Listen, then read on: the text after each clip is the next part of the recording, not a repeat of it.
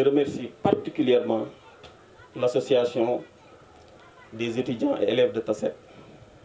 En tout cas, pour cette année, je suis rassuré pour l'organisation et j'espère que les résultats suivront. Je l'ai dit même au principal de l'école, M. Sao, Tasset, aujourd'hui, doit avoir de très bons résultats. Parce que toutes les conditions sont réunies, je pense. Et il m'a rassuré que, Inch'Allah, ça va changer par rapport à l'année dernière. Les étudiants sont là, même à mettre les Tcherno. Une fois, souvent dans nos discussions, je leur dis il faut accompagner nos petits frères qui sont dans les CM et dans les lycées pour que les intellectuels de Tasset augmentent. Aujourd'hui, moi, je suis fier de la jeunesse des intellectuels et des étudiants de Tasset. Je sais qu'il y en a beaucoup. J'ai même un fichier, parce que chaque jour, j'essaie de voir qui est intellectuel dans ma commune, et je les note. Et j'ai remarqué qu'il y a de très, très grands cadres dans la commune. Je ne sais pas si tout le monde le sait ou pas.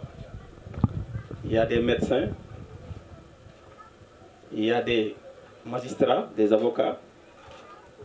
il y a des professeurs, il y a des experts comptables, etc., etc., etc. Donc vous, les étudiants d'aujourd'hui, les élèves d'aujourd'hui, certes, nous avons des cadres, mais le nombre est insuffisant. Aujourd'hui, avec la dynamique que vous avez prise, d'ici quelques années, la commune de Tasset aura beaucoup de cadres. Donc votre maire, Mamoudou Thiaw, est derrière vous. Je ne ménagerai aucun effort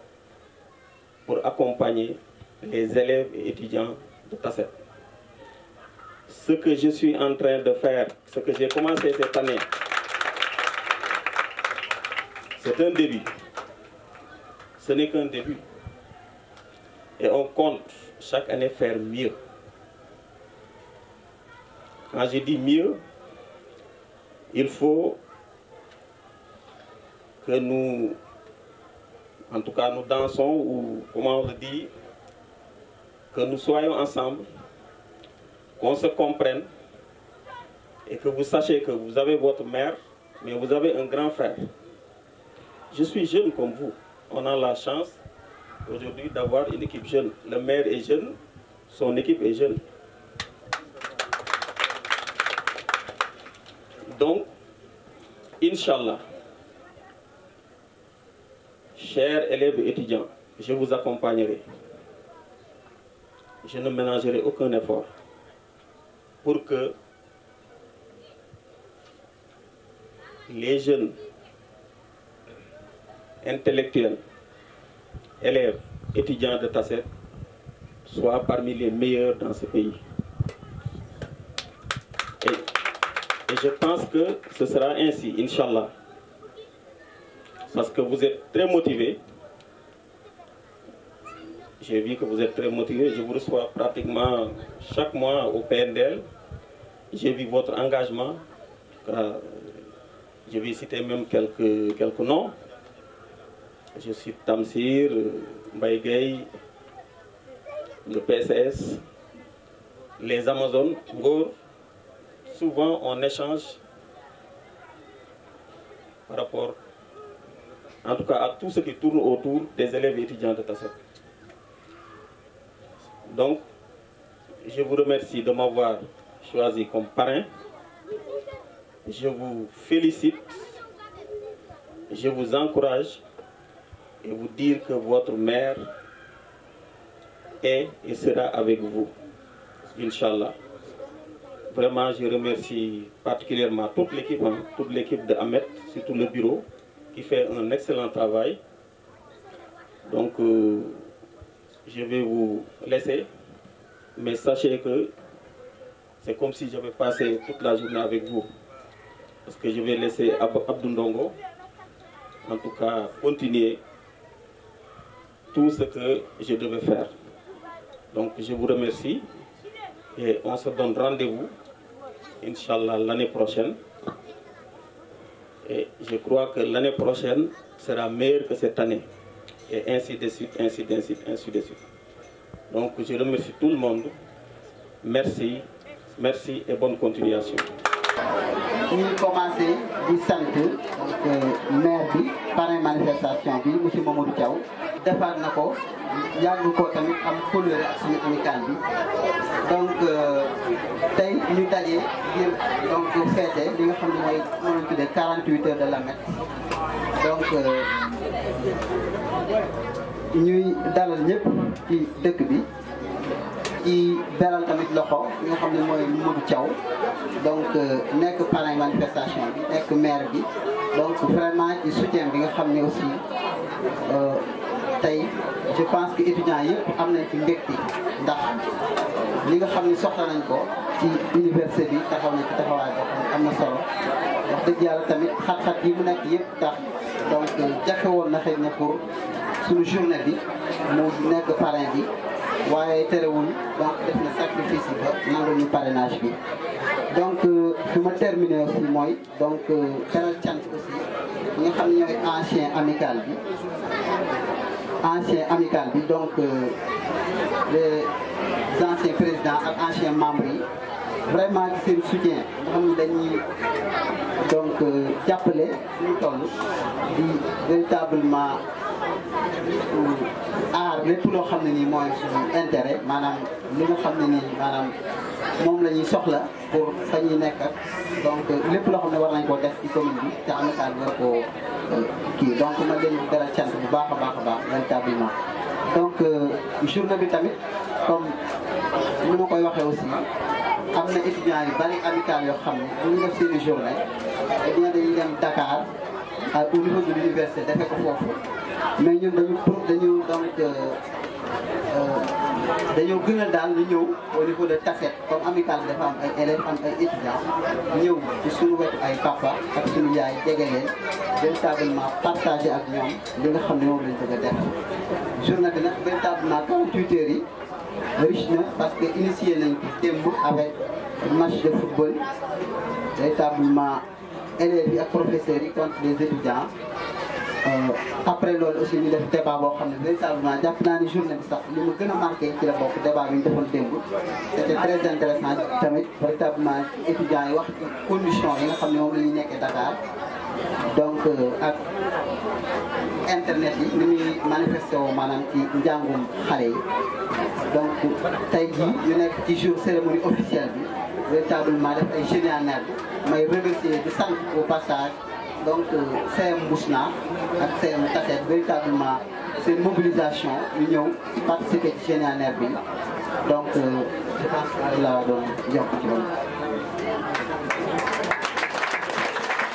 Tamsir Sarr di membre du bureau AMET, Amicale des élèves et étudiants de Tassette. Je suis le président de la commission chargée des relations extérieures. Tey jii ñu ngi woon fii nii ci Tassette doon fêter suñu journée d'intégration bis dajeek le doonoon suñuy 48 heures di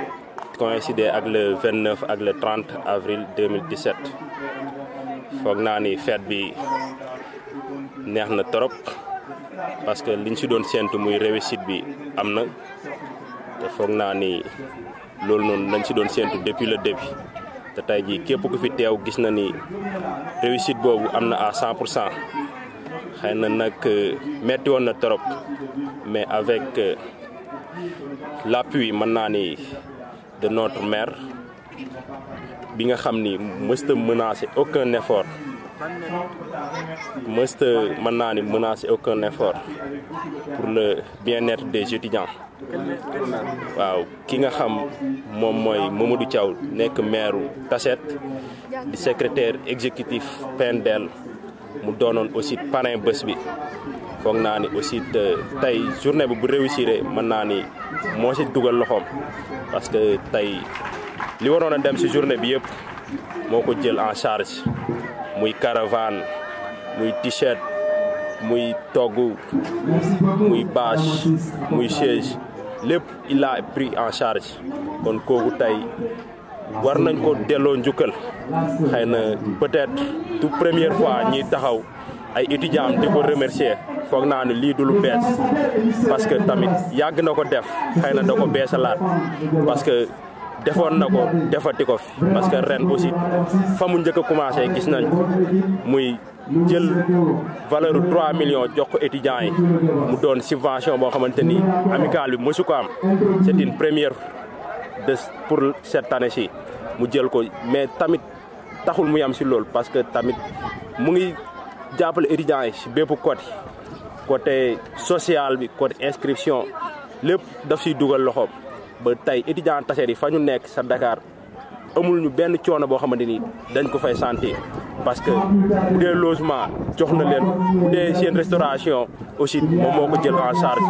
kon tey aussi bu ñu wëlbatikoo pare ne ko loolu juste dañ ko def pour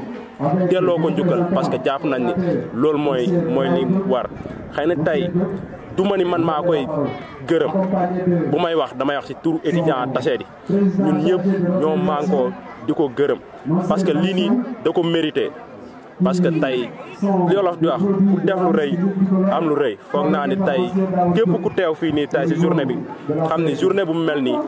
mësta am te loolu noonu bu amee aussi c'est juste li mu dugal loxoom ci amicale bi ba jàpp ci ba amicale bi tey fi ñu koy doon séentu amicale bi nekk foofu moo tax kon kooku tey ji mérité na lu ëpp lii tey foog naa ni li may wax mooy lenn la dañ koy gërëm di ko sant aussi parce que tey étudiant Tassette yi amuñu mën naa ni benn souci amuñu ko